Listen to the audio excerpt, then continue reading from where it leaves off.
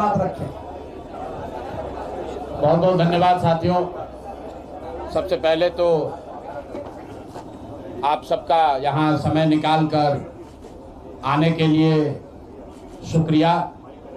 जिस दल को सिर्फ 3.5% वोट मिला है, उसकी प्रेस वार्ता में इतने प्रेस के साथी आए हैं, तो ये दिखाता है कि कुछ तो काम हम लोगों ने सही किया होगा। हम लोग बिहार आज से 3.5 साल पहले व्यवस्था परिवर्तन के संकल्प से आए थे। एक ईमानदार प्रयास किया है और उसमें बिल्कुल सफलता नहीं मिली, ये मानने में कोई बुरे नहीं है। व्यवस्था परिवर्तन के जिस अभियान को लेकर चले थे, व्यवस्था परिवर्तन की बात तो छोड़िए, सत्ता परिवर्तन भी हम लोग नहीं करा सके, लेकिन बिहार की राजनीति को बदलने में जरूर थोड़ी बहुत भूमिका हम लोगों की बनी है। तो हम लोगों से जरूर कुछ गलती हुई होगी, हम लोगों के प्रयास में, हम लोगों के सोच में, हम लोग के बताने के तरीके में जरूर कुछ गलती रही होगी कि जनता ने हम लोगों को नहीं चुना है, जनता ने हम लोगों पर वो विश्वास नहीं दिखाया। तो उसकी जिम्मेवारी जो है वो पूर्णतः मेरी है, प्रशांत किशोर की है, और वो जिम्मेवारी मैं 100% अपने ऊपर लेता हूं कि मैं बिहार की जनता को, अपने साथियों को, इस व्यवस्था से जुड़े हुए लोगों को, जिस प्रयास से हम लोग जुड़े थे, जिस प्रयास को करना चाहते थे, उससे उनका विश्वास उस पर मैं नहीं जीत पाया। हम लोग सामूहिक तौर पर हारे हैं और आत्मचिंतन का समय है, हम लोग भी चिंतन करेंगे। जो लोग जीत कर आए हैं उनको खूब बधाई। जनता ने अपने लिए अपना रास्ता चुना है, अपने लिए सरकार चुन ली है। अब नीतीश जी और भाजपा के लोगों पर जिम्मेवारी है कि बिहार में जिन बातों को लेकर वो सत्ता में आए हैं, बिहार में तरक्की हो, बिहार में भ्रष्टाचार से जनता जूझ रही है, भ्रष्टाचार खत्म हो, यहाँ पर लोगों के लिए रोजी रोजगार हो, और सबसे बढ़ के जो मुद्दा है पलायन का, बिहार से पलायन बंद हो। हम लोगों से जो गलती हुई है, जिन लोगों ने जन स्वराज के विचार पर इस सोच से इस प्रयास से जुड़कर एक सपना देखा था, एक उनकी सोच बनी थी, उनकी आशा की किरण जगी थी कि बिहार में एक नई व्यवस्था बनाई जा सकती है, उन सब के आशाओं पर, अपेक्षाओं पर, उनके सपनों पर खरा नहीं उतरने के लिए जो दोष है वो मेरा है। इसलिए मैं आपसे विनम्रता से आपसे माफी मांगता हूं कि मैं आपके सपनों के आधार के अनुसार, आपके सोच के अनुसार वो व्यवस्था बनाने में नाकामयाब रहा हूं। और प्रायश्चित के तौर पर मैं आज से 2 दिन के बाद 20 तारीख को गांधी वितिहरवा आश्रम में जो रास्ता गांधी जी ने बताया है, मैं अपने लोगों को, बिहार के लोगों को ये नहीं समझा पाया कि किस बात पर उनको वोट देना चाहिए, क्यों उनको नई व्यवस्था बनानी चाहिए। तो प्रायश्चित के तौर पर मैं अपने से वितिहरवा आश्रम में 1 दिन का उपवास, मौन उपवास रखूंगा। जो भी जन स्वराज के साथी हैं वो जहां पर है वहां, अगर वो समझते हैं कि हम लोग के प्रयास में, सोच में जो कमी रह गई, उसको सुधार के लिए प्रायश्चित के तौर पर हम लोग 1 दिन का सामूहिक उपवास रखेंगे। मैं खुद वितिहरवा, गांधी आश्रम वितिहरवा में रहूंगा, 24 घंटे का एक उपवास रखेंगे। गलती हम लोगों से हुई होगी, कमी रही होगी, लेकिन हम लोगों ने कोई गुनाह नहीं किया है। गलती हो सकती है, गुनाह नहीं है। वोट नहीं मिलना गुनाह नहीं है। मैं बिहार की जनता के सामने अपने साथियों के साथ बिल्कुल सर उठा के ये कह सकता हूं कि हम लोगों ने गुनाह नहीं किया है। जिस बिहार में पिछले 30-35 साल से सिर्फ जाति की राजनीति हुई है, वहां पर इस समाज में जातियों का जहर फैलाने का गुनाह नहीं किया है। हम लोगों ने बिहार में हिंदू मुस्लिम की राजनीति नहीं की है, लोगों को धर्म के नाम पर बांटने का गुनाह नहीं किया है। हम लोगों ने बिहार की गरीब जनता को, भोले वाले लोगों को पैसा देकर उनका वोट खरीदने का गुनाह नहीं किया है। जिन लोगों ने ये गुनाह किया होगा, अगर वो आज जीत भी गए हैं तो उनको उसका हिसाब देना ही पड़ेगा। वो आज दे या कल दे, वो होगा ही होगा। मैं पिछले 2.5-3 सालों में अपने वक्तव्यों में अक्सर महाभारत के चक्रव्यूह की, अभिमन्यु के वध की कहानी सुनाता रहा हूं। जिस धर्म युद्ध की बात हम लोग करते हैं। पांडवों के साथ स्वयं भगवान थे, स्वयं भगवान कृष्ण थे, फिर भी अभिमन्यु को घेर कर छल से मार दिया गया। लेकिन उसके आगे की भी कथा भी है कि अभिमन्यु को मार दिया गया, लेकिन उससे महाभारत नहीं जीता गया। महाभारत जीता तो अंत में वही जो सही रास्ते पर था, जो धर्म के साथ था। तो आप निश्चित जानिए कि जीत तो जन स्वराज की ही होगी। आज जरूर धक्का लगा है और उसके लिए जो कुछ भी कमी है उसको सुधारा जाएगा और उतनी ही ताकत से फिर खड़े होंगे। और आप ये समझ, कुछ लोग ये सोच रहे हैं कि मैं बिहार छोड़ दूंगा, तो आपका ये भ्रम है। अंग्रेजी में एक फ्रेज है, you are not defeated till you quit. जब तक आप छोड़ेंगे नहीं तब तक आप हार नहीं सकते हैं। तो प्रशांत किशोर की और जन स्वराज में मेरे साथ जुड़े हुए साथियों की बिहार सुधारने की जो जिद है, उस जिद के सामने दूसरा कुछ भी इस जीवन में नहीं है। उस जिद से पीछे हटने वाले नहीं है। पूरी ताकत से, पूरी ईमानदारी से। लोग कह रहे हैं कि मैंने 3-3.5 साल में बहुत मेहनत किया है, तो जितनी मेहनत करते हुए आपने मुझे 3 साल में देखा है, उससे दुगनी मेहनत करेंगे और पूरी ताकत से लगेंगे। पीछे हटने का सवाल नहीं है। जब तक बिहार को सुधारने के अपने संकल्प को पूरा न कर लें, तब तक पीछे हटने का कोई सवाल ही नहीं है। अब चुनाव के परिणामों को लेकर जो बात है, उस पर बहुत विवेचना हो रही है। आपने भी कहा, बड़े बड़े विशेषज्ञ आकलन कर रहे हैं। कोई बता रहा है कि पैसे से जीत लिया गया, कोई बता रहा है कि लालू जी के डर से ध्रुवीकरण हुआ इसलिए जीता गया। कुछ लोग बता रहे हैं कि जातियों की बात अभी पूरी तरह खत्म नहीं हुई। मैं यहाँ चुनाव के विश्लेषण के लिए नहीं बैठा हूँ, लेकिन एक बात तो बिल्कुल स्पष्ट है कि जी के डर से ध्रुवीकरण हुआ इसलिए जीता गया। कुछ लोग बता रहे हैं कि जातियों की बात अभी पूरी तरह खत्म नहीं हुई। मैं यहाँ चुनाव के विश्लेषण के लिए नहीं बैठा हूँ, लेकिन एक बात तो बिल्कुल स्पष्ट है कि पहली बार स्वतंत्र भारत के इतिहास में और खासकर बिहार में पहली बार ऐसा हुआ है कि कोई चुनाव जिसमें सरकार ने करीब करीब 40,000 करोड़ रुपया जनता के पैसे को खर्च करने का वादा किया है। और मुझे लगता है कि वही एक कारण है जिसकी वजह से एनडीए को इतना बड़ा बहुमत मिला है। मैं सिर्फ आपके ध्यान में लाना चाहता हूं कि 10,000 रुपए की बड़ी चर्चा हो रही है। लोग बता रहे हैं कि 10,000 पर लोगों ने वोट बेच दिया। बिल्कुल नहीं है, ये बात सही नहीं है। मेरा आज भी ये यकीन है कि 10,000 रुपए के लिए बिहार के लोग अपना वोट, अपना बच्चों का भविष्य नहीं बेचेंगे। अगर 10,000 रुपए को आप जोड़िएगा तो प्रतिदिन 5.5 रुपया हुआ। 5.5 रुपया में कौन अपना वोट बेचेगा?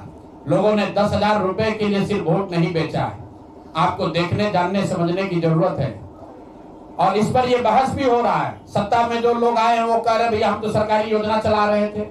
जो विपक्ष में है वो कह रहा है हम योजना नहीं चला रहे थे, आप पैसा देके वोट खरीद रहे थे।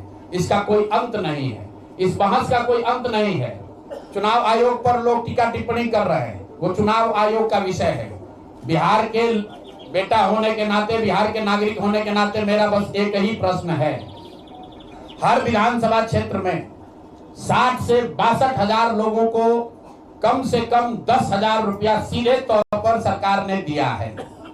सिर्फ 10,000 रुपया नहीं दिया, ये कहा कि आपको स्वरोजगार के लिए 2 लाख रुपया दिया जाएगा और उसकी पहली किस्त के तौर पर, बयाना के तौर पर 10,000 रुपया उसको दिया गया। और पूरा सरकारी तंत्र लगाया गया लोगों को ये बताने के लिए कि अगर आप एनडीए को वोट देते हैं तो आपको 10,000 रुपए के साथ साथ आने वाले 6 महीनों में 2 लाख रुपए तक की सहायता मिलेगी। इसको करने के लिए पूरा सरकारी तंत्र लगा। जीविका की दीदियों को बैठाया गया। जितने यहाँ पर आशा आंगनवाड़ी सेविकाएं हैं उनकी सैलरी, उनका मानदेय बढ़ाकर उनको जोड़ा गया। लोग कह रहा है भैया काडर कहाँ है? मेरे भाई 2 लाख लोगों को, आप ध्यान रखिए, सिर्फ 10,000 रुपए लोगों को नहीं दिया गया है। हर विधानसभा में, मैं बहुत जिम्मेवारी से जो सरकारी आंकड़ा है वही बता रहा हूं, हर विधानसभा में 60 से 62,000 महिलाओं को 10,000 रुपया दिया गया है। करीब करीब 1 लाख आंगनवाड़ी सेविका, आशा वर्कर और ममता की से जुड़ी हुई महिलाओं को करीब करीब सरकार ने 10,000 करोड़ रुपया अलग से दिया है। इसके साथ ही विकास मित्र और टोला सेवकों को 25,000 रुपया एक बार में, और जो लोग प्रवासी मजदूर बाहर से आए उनको 5,000 रुपया दिया गया है कपड़ा के नाम पर। तो कुल मिलाकर 29,000 करोड़ रुपया, करीब करीब 29,000 करोड़ रुपया बांटा गया है। 40,000 करोड़ रुपए की योजनाओं की घोषणा की गई है। अब हम यहाँ इसलिए नहीं बैठे हैं ये कहने के लिए कि इसी वजह से हम लोग चुनाव हार गए।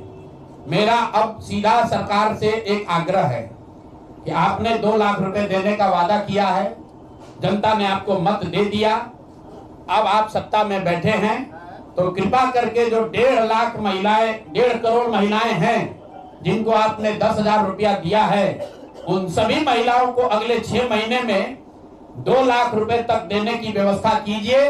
क्योंकि अगर वो हो जाएगा तो बिहार से बेरोजगारी दूर हो जाएगी, बिहार से पलायन बंद हो जाएगा। और अगर आपने ये नहीं किया तो ये बिल्कुल स्पष्ट हो जाएगा कि आपने ये 10,000 रुपया किसी योजना के तहत नहीं दिया था, सिर्फ और सिर्फ वोट खरीदने के लिए दिया था।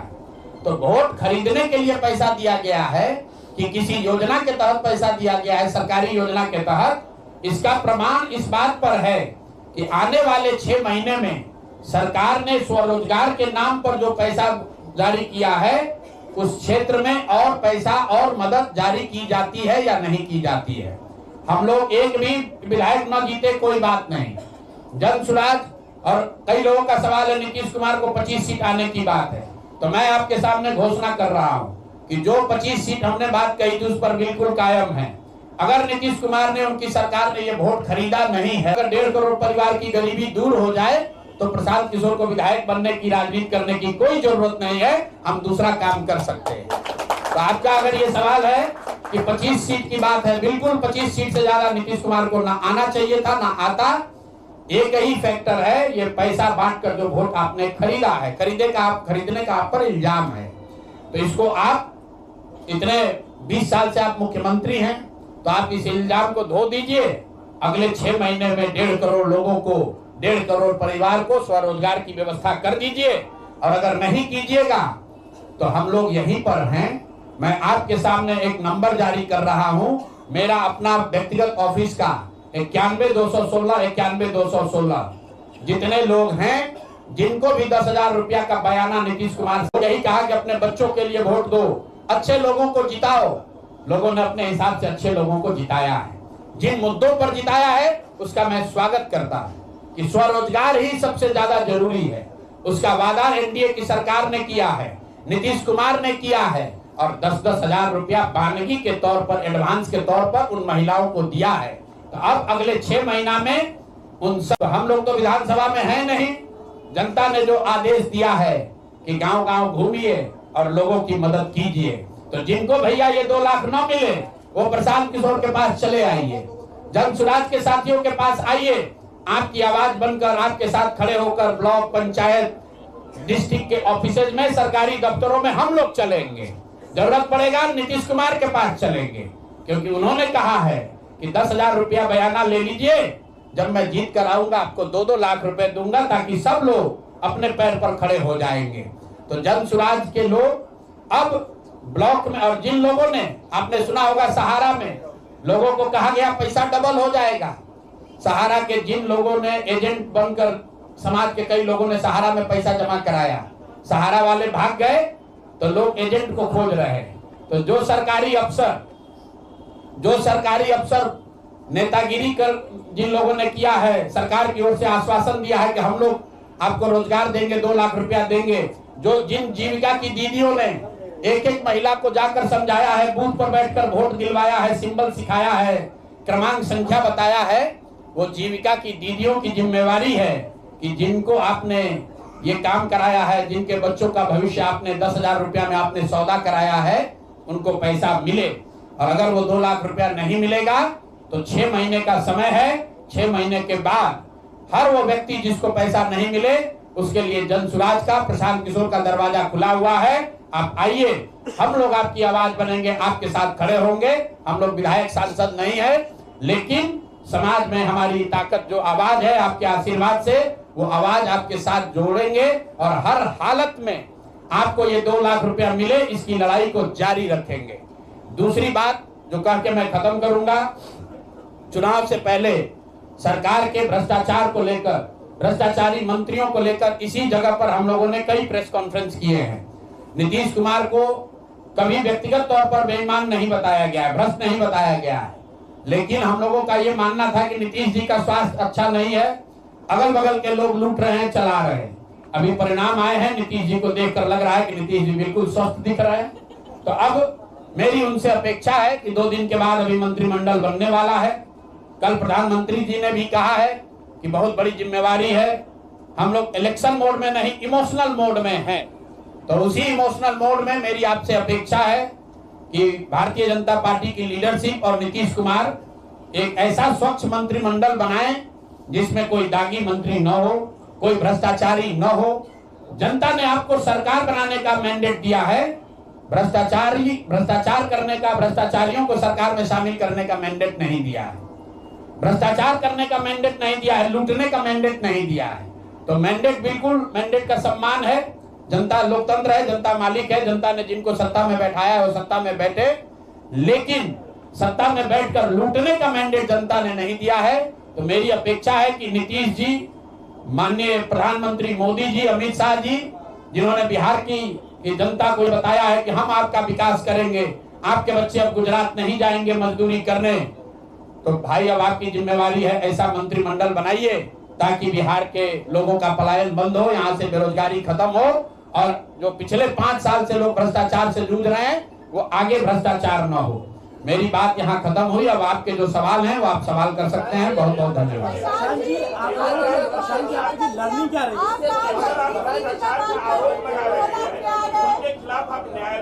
अगर आपके पास सबूत है तो आप न्यायालय क्यों नहीं जाते? बिल्कुल जो बात हम लोगों ने पहले कही है, जिन नेताओं के बारे में कही है, उसमें कहीं पीछे हटने का सवाल नहीं है। मैंने आपको कहा था कि प्रेस के जरिए उसको बताया गया, ये अपेक्षा की गई कि सरकार के जो मुखिया हैं उस पर एक्शन लेंगे, उन्होंने एक्शन नहीं लिया। दूसरा, जनता की अदालत में गए, जनता ने भी उन्हीं नेताओं को फिर से जिताकर भेज दिया। कई लोग जिन पर इसी जगह पर मैंने आरोप लगाया है, जिनके आरोपों की बात कही गई है, उनको जनता ने भारी मत से जिताकर भेजा है। तो भाई अब जिम्मेवारी है सरकार के मुखिया के तौर पर नीतीश कुमार जी ये तय करें कि वो लोग सरकार के हिस्सा होंगे कि नहीं होंगे। अगर होते हैं तो निश्चित तौर पर जनता के बीच में भी उनके खिलाफ जाएंगे और जहां जरूरत पड़ेगी कोर्ट में भी जाएंगे। 70,000 के सीएजी के मामले में जो सीएजी ने 70,000 रुपए के अनअकाउंटेड मनी की बात कही है, उस पर ऑलरेडी जन सुराज हाईकोर्ट में रीट हम लोगों ने फाइल किया हुआ है। जहां तक व्यक्तिगत मामले हैं, जिन 4 नेताओं के बारे में बात की गई है, जैसे ही मंत्रिमंडल बनता है और अगर वो लोग फिर से सरकार में शामिल होते हैं, सरकार के हिस्सा बनते हैं, तो हम लोग निश्चित तौर पर न्यायालय का दरवाजा खटखटाएंगे। प्रशांत जी कहा कि 10,000 रुपए की बात आपने कही, 10,000 रुपए चुनाव से पहले देने लगे थे ये लोग। आपने कहा कि 25 से ज्यादा सीटें आएंगी तो चुनाव से पहले ही आपने कहा था कि आप इस्तीफा दे देंगे जी। तो कंडीशन अप्लाई उस समय क्यों नहीं कर दिया? बिल्कुल ठीक बात है कि आपने कहा। हम पहली बात तो आप लोग कह रहे राजनीति से हम किस पद पर है कि इस्तीफा दे दें? हाँ ना, सुन रहे हैं, आ रहे हैं, किस पद पर है कि इस्तीफा दे दें? आप एक मिनट, आपने सवाल, एक मिनट रुकिए, आपने सवाल किया है, जायज बात है। आपने कहा था कि 25 से ज्यादा आएगा तो आप संन्यास ले लेंगे। तो भैया किस पद पर हैं जिससे मैं इस्तीफा दे दूं? अगर किसी पद पर हैं, ये तो नहीं कहा था कि बिहार छोड़कर चले जाएंगे, बिहार में रहेंगे और राजनीति नहीं, बिल्कुल बिल्कुल, अरे भाई हाँ बिल्कुल, एक मिनट, बिल्कुल राजनीति छोड़ देंगे, राजनीति छोड़े हुए हैं, हम तो राजनीति करते ही नहीं हैं। लेकिन ये नहीं कहा है ना कि बिहार के लोगों की बात कहना छोड़ देंगे, ये तो नहीं कहा है,